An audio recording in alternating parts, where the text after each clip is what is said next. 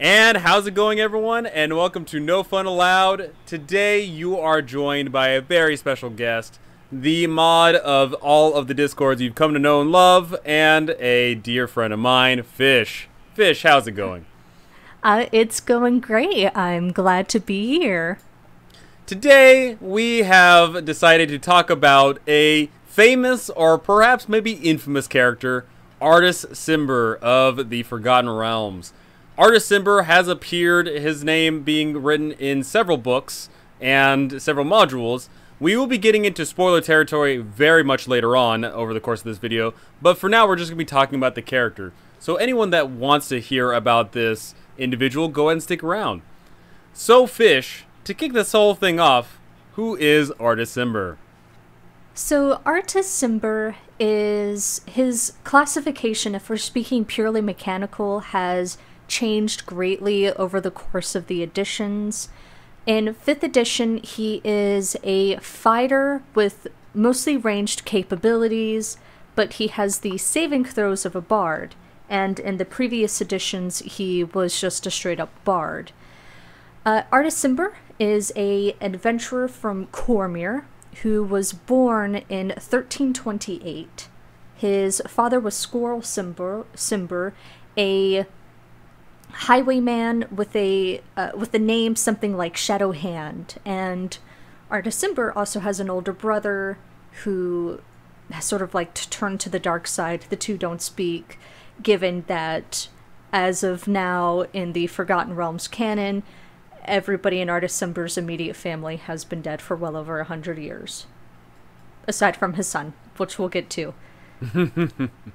He has a really long and interesting history. He was first introduced in James Lowder's book, Ring of Winter, which is a part of the Harper series that had been going on in the publication industry at the time, and James Lowder is responsible for fleshing out the Chult area, so he's pretty intrinsically tied to Chult's whole deal in the canon. Hard and fast facts. He was born in 1328. He is an archer. He apprenticed at the House of Ogma and became close to a older wizard named I can't pronounce it, Hindale Pontifax. He is primarily an archer and had been instructed in robbery, more thievery things by his father, but his primary interest is history, lore. He's a big nerd. He's described as tall and handsome with brown hair and brown eyes and light skin. So, of course, for the Ring of Winter cover art, they drew him as Nicolas Cage. I cannot understate how much this dude looks like Nicolas Cage in published art. Unfortunately, yes. And, yeah. He... of course, his life has spanned a great many times, so there's a lot of... It's hard to pin down his personality exactly, but the Forgotten Realms.fandom.wiki does, I think, a great job summarizing and explaining the information that he has. I just read the information straight from the books, Ring of Winter, Tomb of Annihilation, Storm King's Thunder, and a few of the one-off stories he had been featured in, such as Family Business, so on and so forth. Yeah, this guy's interesting already, you know, the fact that we're getting this information here about he was born hundreds of years ago, or 100 and change-ish years ago. He's just a human, but he started off very humble beginnings, but has elevated himself to the position that he's in. Yeah, that's one of the things that I like about Artus Cimber, is I feel like he's kind of the... maybe not like the trope of an adventurer, but when I think of an adventurer, I think of someone like Artus Cimber with a interesting and complex background where a lot of things have arranged themselves to happen to him, where he's in the Society of Stalwart Adventurers. His father was a highwayman and a brigand who raised him to be a highwayman. He was in the House of Ogma, which is a great place of study. Like, those are all just very much things that I would make if I was making an adventurer.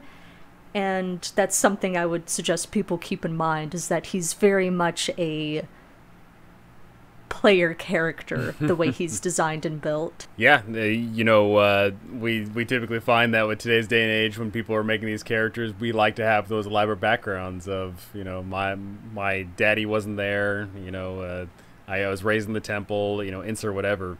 So we can definitely see the parallels of Artus Cimber being the quintessential D&D persona of, I started off, with this, but then I elevated myself to that. Yeah, it's a linear progress that I just find an absurd amount of comfort with. I don't feel like there's any attempt to hide it in his story and his background and the way that Wizards of the Coast used him in lore. There's just a lot going on with him, and it's fun to pull at the threads and see what speaks to me at any given moment. Yeah, so let's start diving into that. So Artus Cimber, raised as he was by dear old dad, eventually had a much better lifetime, but eventually something somewhere propelled him into the crazy shenanigans that are the reason why he is, one, so famous, and two, so long-lived. So I think we should start off with probably his wife, if I had to guess. Yeah, so this is a part that I really enjoy diving into, is Artus Cimber, as explained in Ring of Winter, sort of has a weakness for beautiful women. He isn't a womanizer by any means. I wouldn't say that he sleeps around or he's a rake. He just would give a beautiful woman all of the money in his pocket if she asked. She doesn't even have to be nice. She just has to ask. At a young age, he had married a young woman while he was in the House of Ogma, so early 20s, mid-20s, and her name was Nanda. And she was... It was very... They got married after 2 months of knowing each other, which is just how impulsive this dude is with his affections. And eventually she left him after her guardian disagreed and his parents weren't too happy with it. And yeah, they never divorced, which is something I like to think about, that coming back to him, Yeah, that's we definitely hear that story all the time of, that comes up in media of, oh, you want to get married? Oh, but you've been married this whole time. What? Also, yeah, of note, the implications of what I'm about to say are not PG and are not for minors, etc., etc. Leviator was the scourge mistress of pain and torture, and the thing that drove them apart is Nanda pursuing that, which is proof that Artus Cimber, yeah.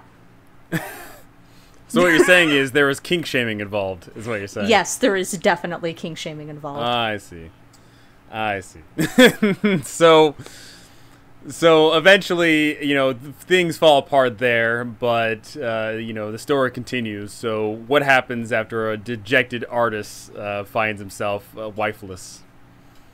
So Artus Cimber at that point had formed a meaningful relationship, I believe, with Hindal Pontifex, the two having met there. And after he finished his duties and had left the House of Ogma, he quickly joined the Harpers, because at his core, Artus Cimber is a good person.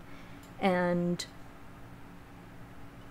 I believe in the book he described it as his new family, and he was quickly sent to just do pretty basic protection work, and butted heads quite a bit with the Zentarum, having intervened during several assassination attempts. He stayed there for a little while. I do not have the notes on hand for how long he was with the Harpers. He never officially left, but he did part ways after Artus Cimber became, disillusioned with how the Harpers approached things with their strategies and idealism and such. So, he's this good guy who's doing good, and then he says, screw you all, I'm going to do my own thing. More or less. I think about the time he left the Harpers is about the time he started his search for the Ring of Winter, which the Harpers have also been investigating, and I've got no doubt drove the wedge even more between them. Now, when Artus Cimber hears about this Ring of Winter, is his intentions purely to get it under his control, or is his intentions to find a way to destroy this thing? So that's my favorite part about Artus Cimber's character thing. I've read the Ring of Winter twice, and his motivations for pursuing the artifact Ring of Winter is explained several times, and I could not summarize to you what his pursuit is. I'm sure when I have that idea, I'll explain in the comments, but he definitely wants to protect it. I think a part of his motivations is he wants to prove that it's real. At the time of his search for the ring, it's pretty much a myth, a legend, even in a world of legends. So a part of it is proving that the ring is real, and then using it to help others. I don't think he has any intentions of destroying it, which again puts him at odds with the Harpers, who generally keep and hide items such as that. Yeah. And speaking of that, for our fair viewers, what is exactly this Ring of Winter? Awesome! I'm so wonderful and happy and glad that you asked me, because you're about to hear this artifact a lot, as you have been hearing for the past 20-ish minutes. So the Ring of Winter is a powerful sentient artifact. The lore behind it has changed with the additions, having started off as, I believe, a neutral force, then moving to evil, then moving to good. The general agreement, though, is it's a mass weapon of destruction. It is tied to a great many prophecies with Aurel, which I will undoubtedly get to later. So the Ring of Winter is a simple golden band with a permanent coating of frost around it. It is a artifact tied to Aurel, and who is the god, I think, tied to unending winter, bad things, sacrifices, etc., so forth. And the lore behind the ring, especially whether or not its sentience is good or not, has changed significantly over the last few editions. So there's a lot of really great old forum conversations about the implementation of the Ring of Winter, theories behind it. I know there's a few Dragon Keep articles about the Ring of Winter that are worth exploring if you're one of those DMs who really likes to get their hand on all of the supplemental material. Did that explain what the Ring of Winter was? Absolutely. Yeah, we definitely know that the Ring of Winter is bad news for some people, but for some people it's awesome news. And once again, the spoilers for the modules will be coming later down the line, and there will be warnings far ahead of time, so don't you worry about that. So Artus pursues this Ring of Winter, and you know his motivations are deep, and he wants this thing. But the pursuit of happiness isn't always great. So what happens during this pursuit of this ring? So the pursuit of the ring does come at a great heavy costs. A big part of the book is discussion of a so-called curse associated with the Ring of Winter. And in the pursuit of the Ring of Winter, Artus loses all of his friends. Everybody who helps him pursue the Ring of Winter, besides some other characters, dies. This isn't, of course, helped because he's being hunted by an ice cult, including his own arch nemesis, who he removed the hand of in a daring and climatic battle that is not like a feature of the book, which again just proves how much of a Dungeons and Dragons persona Artus Cimber is. I know I've given my characters things like arch nemesis that have a vendetta. But the point is that, yeah, Artus Cimber is being chased across in the pursuit of the Ring of Winter by an ice cult who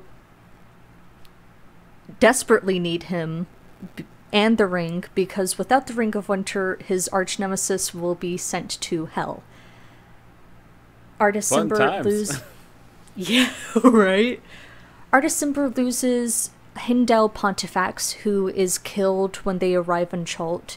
He loses his personal journal, a magic item that he stole from, I believe, a high-ranking Zentarum, if not Sam Scissors Man, which, thank you, has an unending amount of pages. He loses that in a confrontation.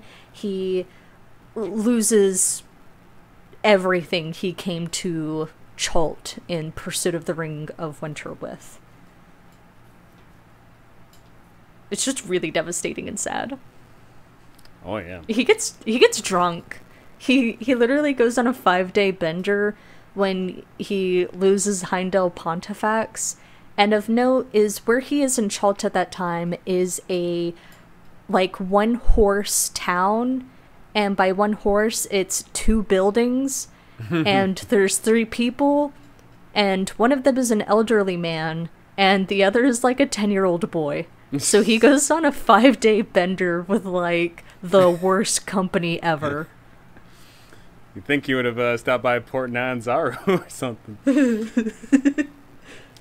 So yeah, the search for the Ring of Winter takes him to highs and lows, and of course it comes at a great cost. And he's searching all around the horrible jungles, but eventually he gets over that little bender, and then a stroke of luck, perhaps?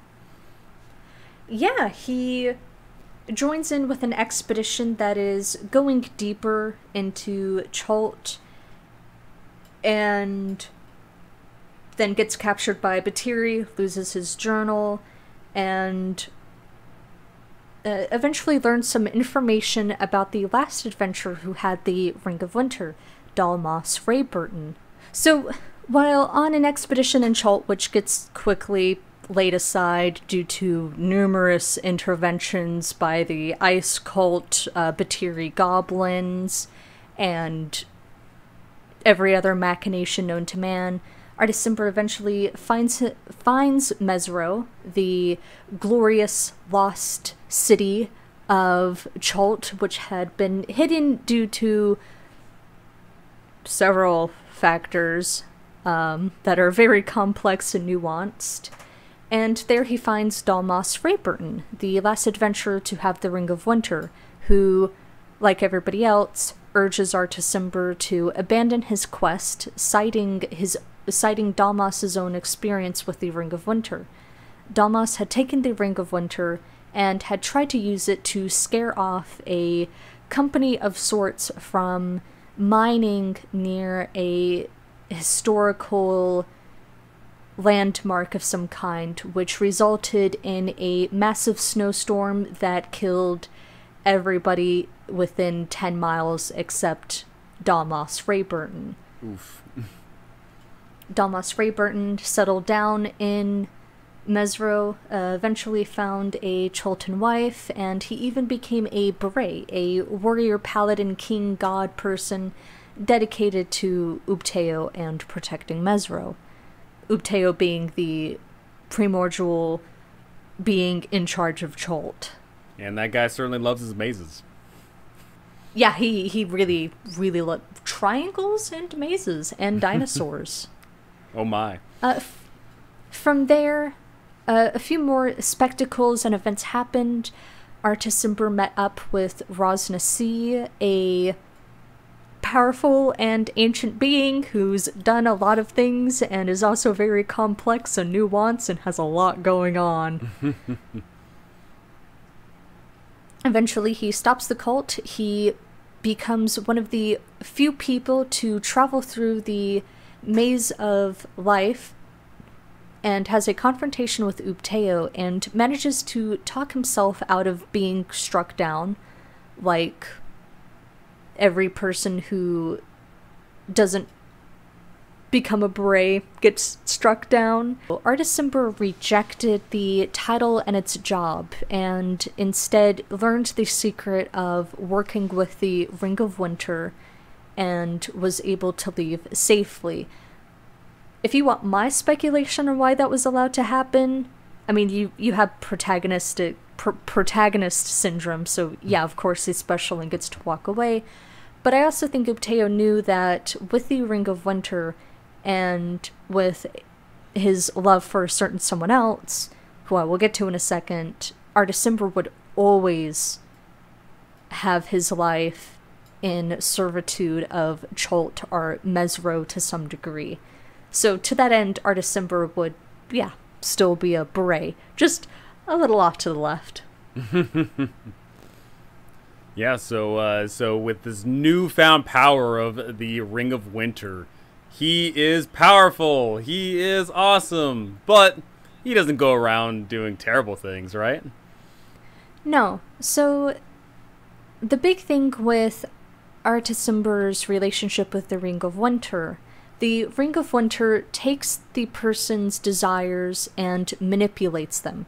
If the person uses the ring in any way to serve themselves and not others, it will latch on to that selfishness and try to wring as much evil as it can. And that's why Artus Cimber's a good fit, because even though his pursuit of the Ring of Winter might have been selfish, over the course of the book he had learned to not be so narrow-minded or to not think only of himself. So the Ring of Winter compels him and forces him to live in the service and betterment of others, which is helped by his wife, Alessandra Rayburton, Dalmas Rayburton's daughter, both of them being immortal beret. With the Ring of Winter, Artus Cimber travels around with his wife. He sort of pops in and out trying to evade Harpers who want the Ring of Winter and also him captive for other unrelated things. So they sort of live in an eclipse where they never quite meet each other, they never really stay together, but yeah, they're definitely very happy. And it's honestly very kind of cute romance. It's a bit shallow in the book. There's not a lot of attention paid to it, but I think there's enough for it to be, oh, yeah, I can see how that happens. Yeah, I think that's definitely got that cute little movie montage thing of them going their separate ways, them reconvening, doing something, whatever that they do, and then they get inevitably separated and repeat process. And, you can definitely have that fun relationship aspect when you live forever, right? So that certainly probably helps out. But yeah, now he has the Ring of Winter, functional immortality, and then it all gets taken away from him. Except the immortality in the ring. Now, why does it all get taken away from poor old Artus? Because he deserves it.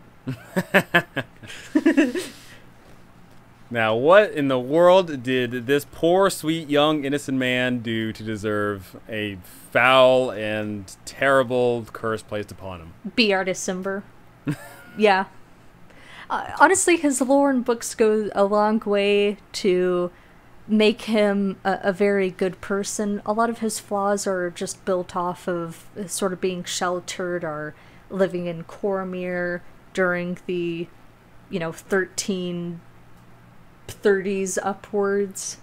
That's kind of where his story ends with regards to the Ring of Winter. Alrighty. So yeah, this individual, Artus Cimber, and mind you, when is this taking place? When he's walking around the jungles of Chult with his bumping into his wife every now and then? I believe in Ring of Winter takes place in the 1340s or 50s. Okay. So he's still like in that time frame of, being human, right? He's still very much young.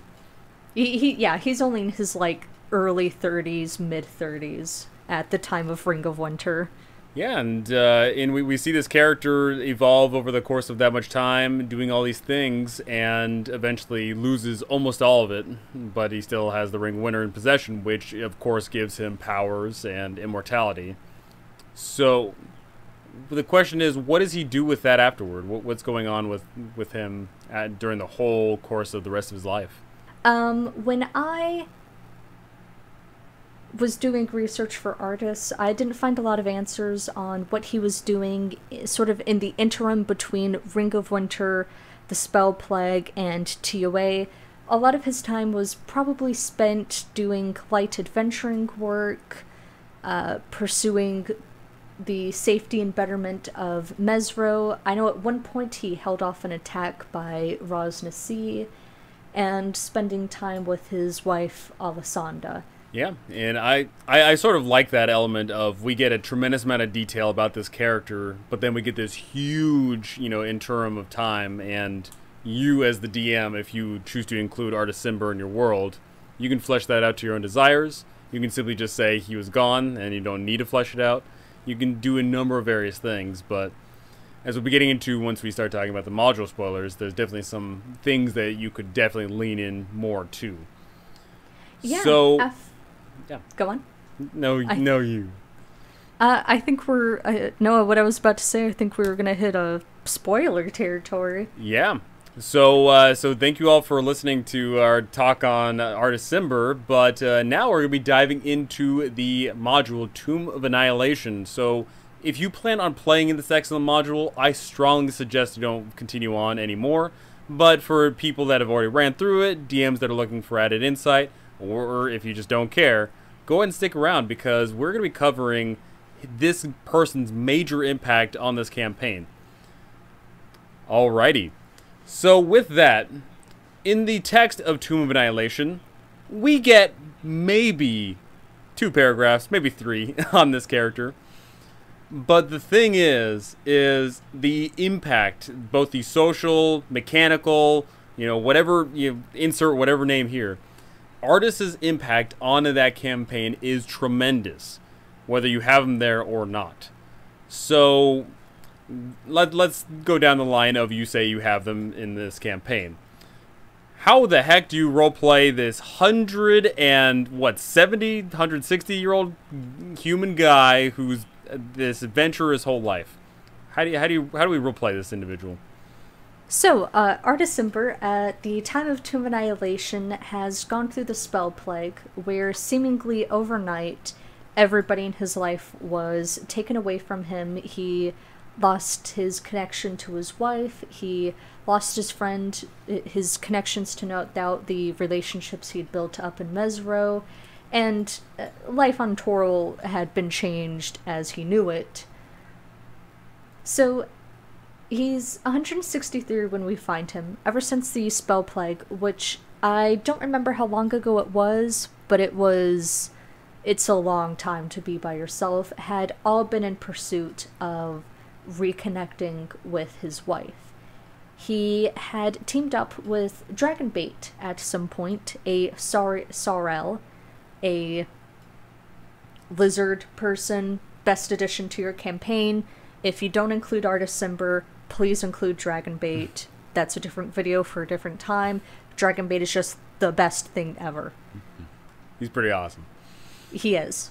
So the module describes Artus Cimber as, you know, a heart of gold. He'll drop anything to help the party, but he's got dark, lingering secrets. He's being hunted by the frost giants. He's being hunted by the harpers, and, you know, but he's still going to drop everything to help end the death curse of to Annihilation, because who wouldn't?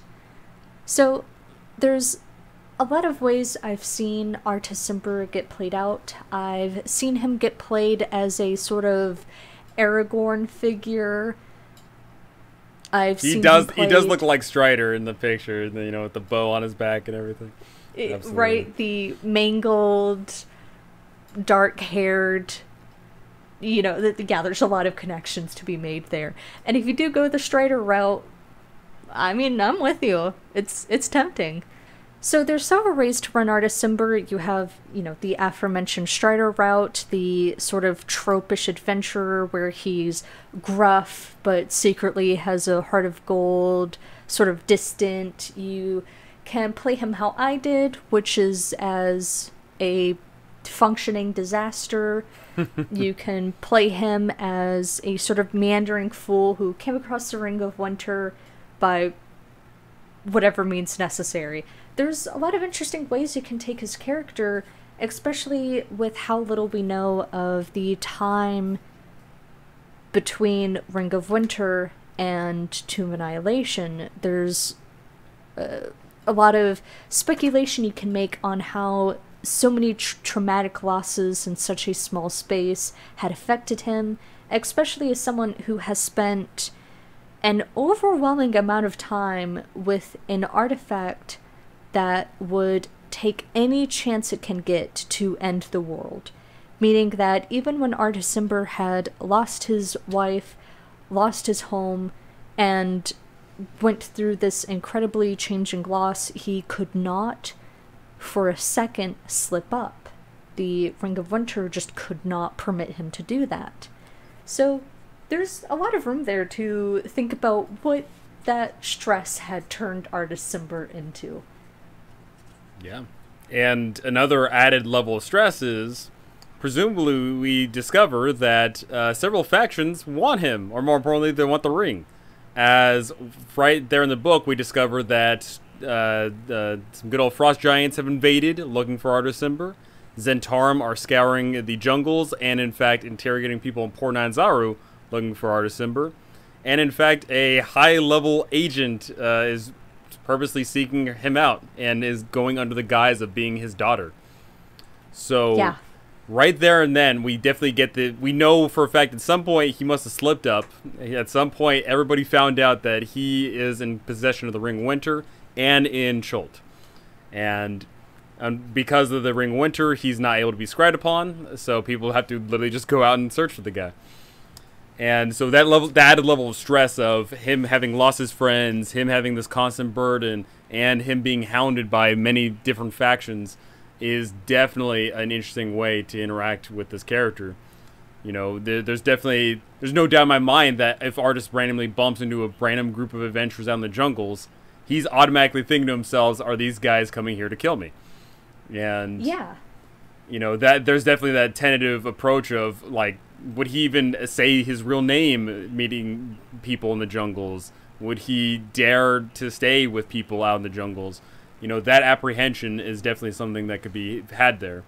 Because, as we mentioned before, he is very much detailed out like a player character. And, you know, you can definitely...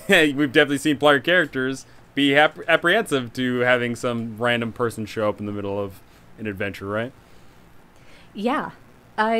When I played through Artus Cimber, I didn't make the player characters work for his trust. They sort of met through Eku, their guide, but if I had ran Artus Cimber for a different group, I would have made the players earn his trust. It could not have just been one encounter and a emotional talk over the bonfire makes Artus Cimber drop what he's doing to help. It would take several encounters, are hard and fast proof that these guys' motives are tribulations need to be assisted by Artus Cimber, because the things he's dealing with are far-reaching, and Artus Cimber cannot take the risk of helping to stop the death curse and having the Ring of Winter be exploited by frost giants who want to take over the world with it and plunge the world into eternal darkness, the Zentarum who want to take the ring and cause great evil and also plunge the world into entire darkness, the Harpers who want to take the ring and hide it somewhere, and so on and so forth. Yeah, there's a lot to be had with that, and I think definitely there's something to be had with what if he does climb his way through the tomb and gets killed, and then good old Uncle Acererak gets his hands in the Ring of Winter. Who knows what the heck he could do with that, right? If the Ring of Winter is such a powerful artifact that you can't even, like, give it to a baby and think it's safe. Like, a baby's not going to accidentally use, say, the sword of the hand of Vecna. You know, there's, like, nuance to it. Something bad will happen, no doubt, but the Ring of Winter would totally latch onto a baby and use that to end the world. It's just a very precarious and dangerous artifact, and it changes so much of how Artus Cimber should work with the world. Absolutely. And speaking of working with the world, we've talked about this before, and over the course of all these other TOA talks, but the thing is Artus Cimber statistically is a badass. You know, he is he's statted out as like a higher level fighter. Level 15. Yeah, but the real thing is not the fact that he can shoot 3 times with the bow. The real big power play is the fact that he's got this ring which can shut down a ton of combats. He can transform, he can make little ice sculptures and fly around. He can basically make the party look worthless. So on a mechanical standpoint, how do you feel about Artus joining a party in regards of, do you think that he overshadows the party? Does it make it feel like a DMPC? Or do you think it adds to the heightened sense of danger to the world? So, when I used Artus Cimber, I did not let him function in combat except against Valentia Shadowmantle, and even then that was in a very limited way. I used him mostly as a taxi driver, and when I think of Artus Cimber mechanically, I do feel like he comes across as a DM NPC that can quickly overshadow the party. Especially if you're playing with players that have a hard time bringing their character to the forefront, are interacting with the world or other characters in a way that highlights them and not others. And that can be said for DMs too, who struggle with, am I taking too much attention right now? Or does the party sincerely find this NPC interesting? So on, so on. There's a lot of factors that lend itself to making Artus, just based on mechanics, way too much in terms of storytelling and narrative. Yeah. It's definitely something you have to consider. You shouldn't just automatically throw this character into the party, especially like if they're level 1 or 2, 3 party, whatever. It's definitely something you need to think about the long-term ramifications. A thing that I do for my campaigns is I have Artus Cimber show up multiple times throughout the campaign. I have him show up early on and say, hey, what's going on? And then I have him show up later, and then they meet him somewhere else. Something I like to really do is I like to have Artus Cimber either be at Oralunga or be on the way to Oralunga when the party interacts with them. And then they say, oh, hey, we're going to the same place. Let's go there together because we have some questions to answer. And especially if you have Artus Cimber be there when he gets his questions answered at Oralunga, then for sure there's definitely some great roleplay insights to be had with that. I like having him be part of the group for a little bit. Not necessarily to show off his powers. In fact, sometimes he doesn't get into any combat at all. But if combat does arise, then he does his thing and says, "Hey, you know, I'm just out here doing my thing. Please don't report me. Please don't betray me. Please don't do any of that." And I like that approach because one thing I like to do is I like to throw him right there at the end game as well. But something I do that's very, very mean is I like to make Artus Cimber not be a true badass hero at the end, as at the end Valindra Shadowmantle cuts his hands off. And yep. you know, that's definitely a thing you can do because, you know, Valindra says, "Oh, hey, you know, there's a peon that you can use to set off traps in the dungeon, and I've got a ring." Or maybe Dragonbait takes the ring because Dragonbait doesn't want anyone to get their hands on it, and Dragonbait runs off into the jungle somewhere. I think there's a lot of nuance you can have with having this character throughout the campaign, and it doesn't need to be just the stereotypical Strider. It doesn't need to be the, "Oh, you shouldn't know about my past, I'm too edgy." You don't need to have that, right? You can definitely have him be a fun, lovable character. You can definitely have him be a character that grants insights in the world, you know? He goes around Chult all the time, so maybe he says, "Oh, hey, I happen to know that down the river here, there is, in fact, a beautiful temple. I remember seeing this from a distance, but I never went there myself. Maybe we could go in and check that out." So a font of inspiration for your player's adventure could always be a great time. Yeah, Artus Cimber is one of those characters where if you don't cut him from the module, which is a choice that I honestly suggest, if you don't feel like you can run something, you're really not going to lose much if you drop Artus Cimber as written. If you do keep him, I suggest looking at him, the history he offers, and tailoring it to the party. I made my Artus Cimber a father because it would connect to half of the party who are established fathers. I made him a adventurer because it would connect to the party member that was really an adventurer.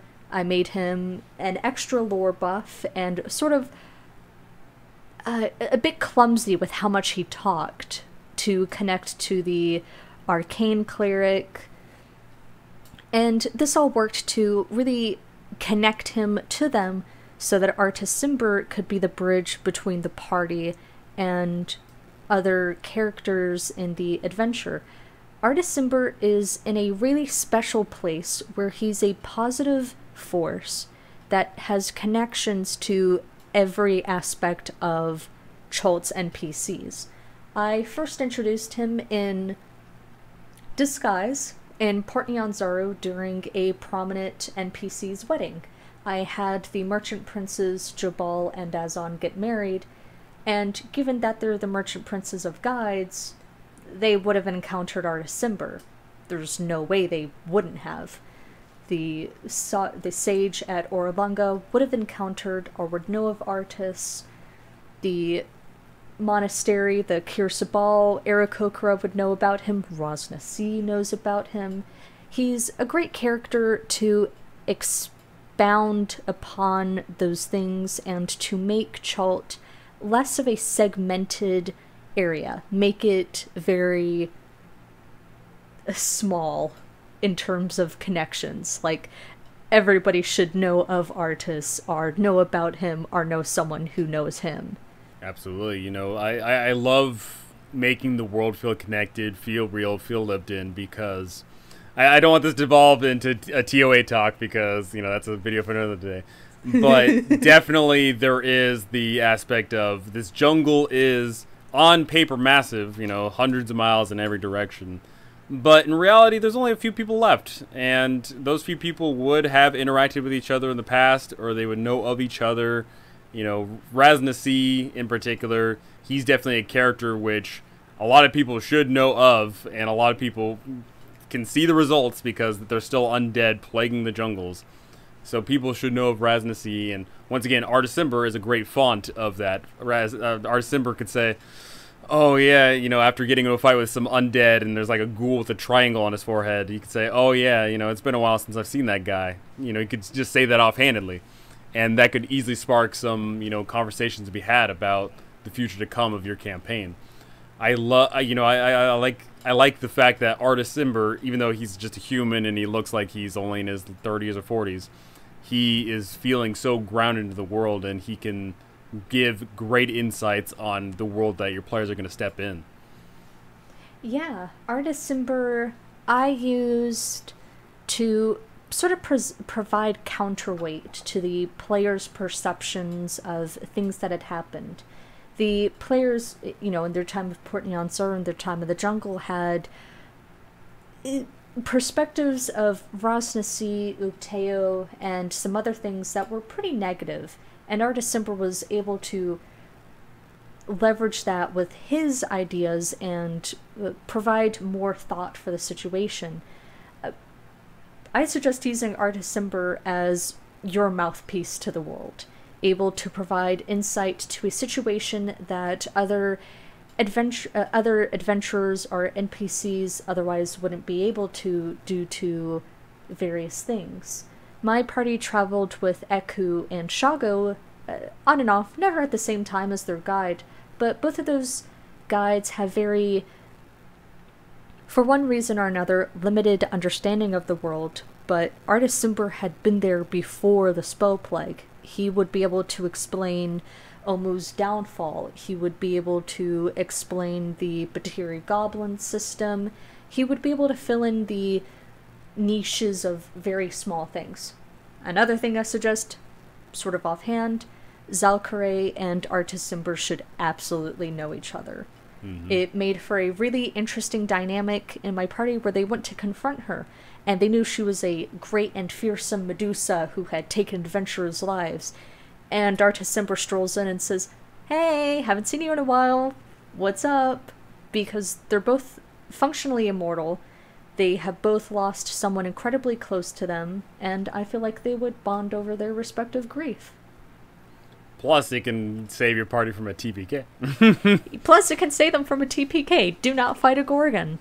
Medusa thing. Don't fight Zalkare. If you're in the tomb or the Hanging Gardens or whatever, and your party starts saying, we could kill her. Don't do that. Don't do that. Well, I'll tell you what. I've certainly run a meat grinder in my time, and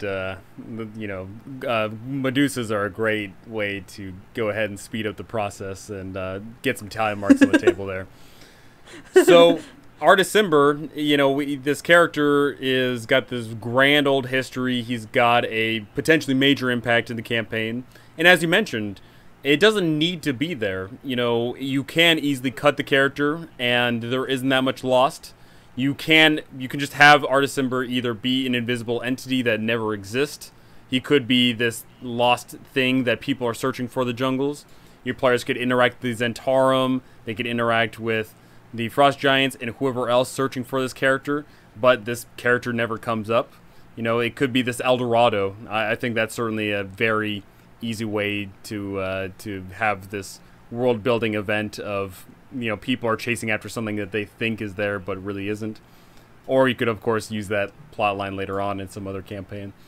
There is a lot you can do with Artus Cimber. Yeah.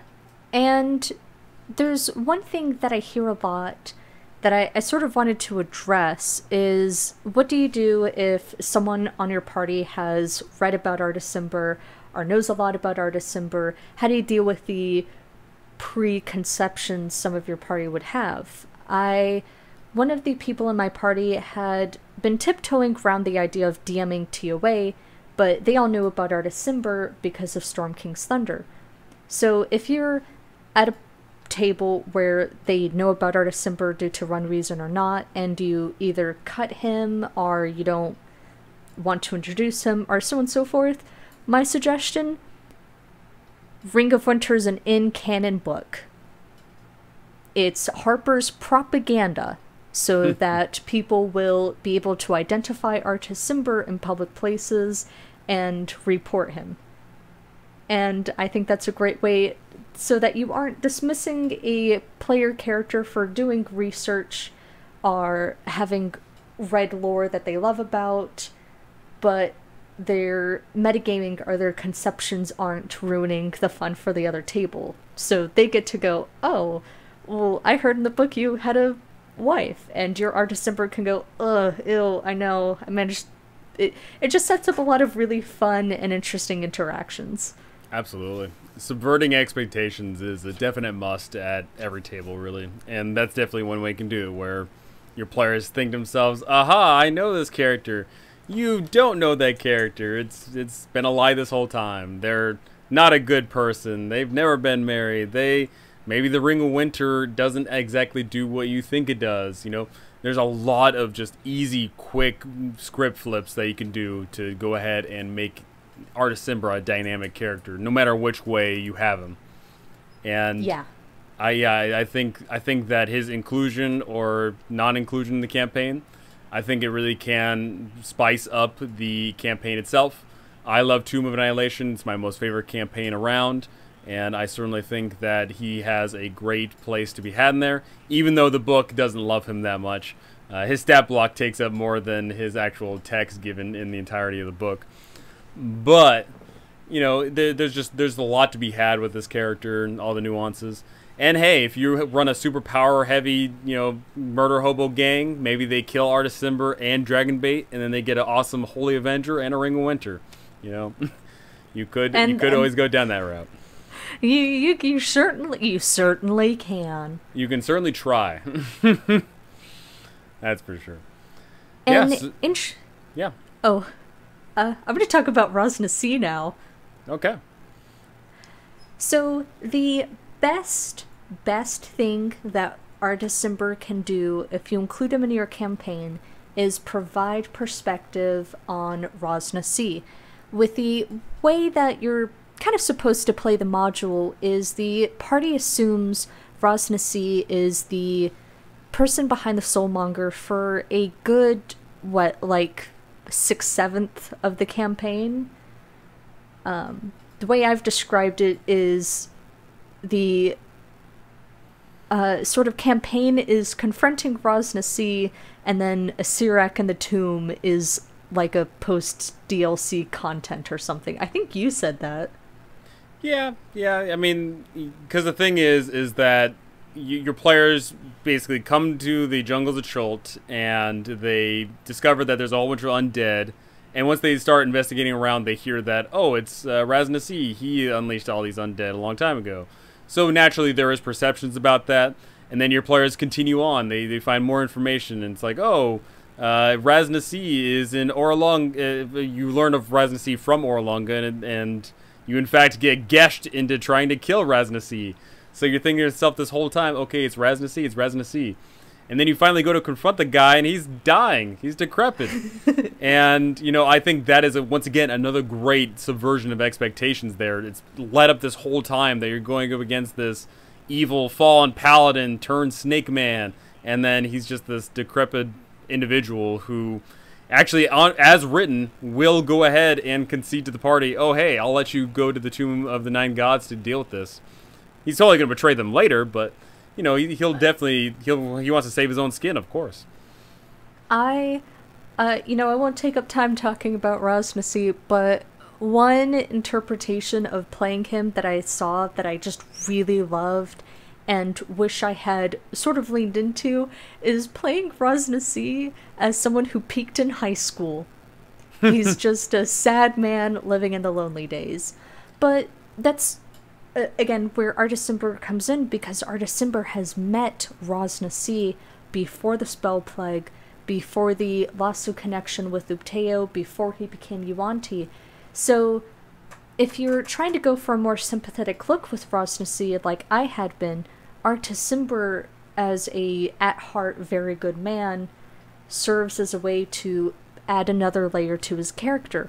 You have someone who may or may not be advocating for him, and it just makes the story very juicy.